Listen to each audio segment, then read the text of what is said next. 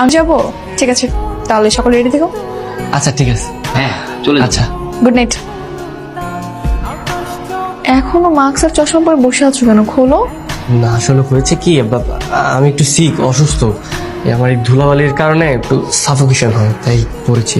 চলেন না আমরা বরং চলে যাই। আরে না, একদম চুপচাপ বসে থাকো, কাজ করতে আসছে না। আসসালামু আলাইকুম স্যার। ওয়ালাইকুম আসসালাম। স্যার আপনার একটা হেল্প লাগবে আমার। আমার হেল্প বলেন।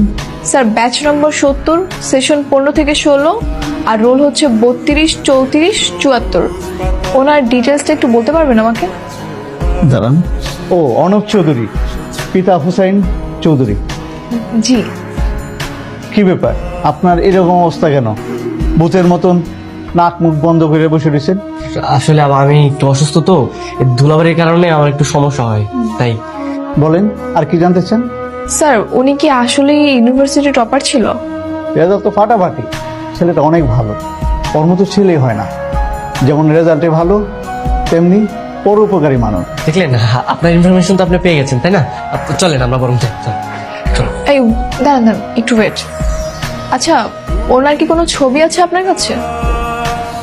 ছবি? আর পাগল নাকি, ছবি থাকবে কি হবে? সার্টিফিকেটের মধ্যে কি ছবি থাকে? সার্টিফিকেটের কোনো ছবি থাকে না। তো চলেন আমরা যাই, চলেন। সার্টিফিকেটে ছবি না থাকলেও আমার কাছে আছে। দেখান তো। ছবি দেখবেন?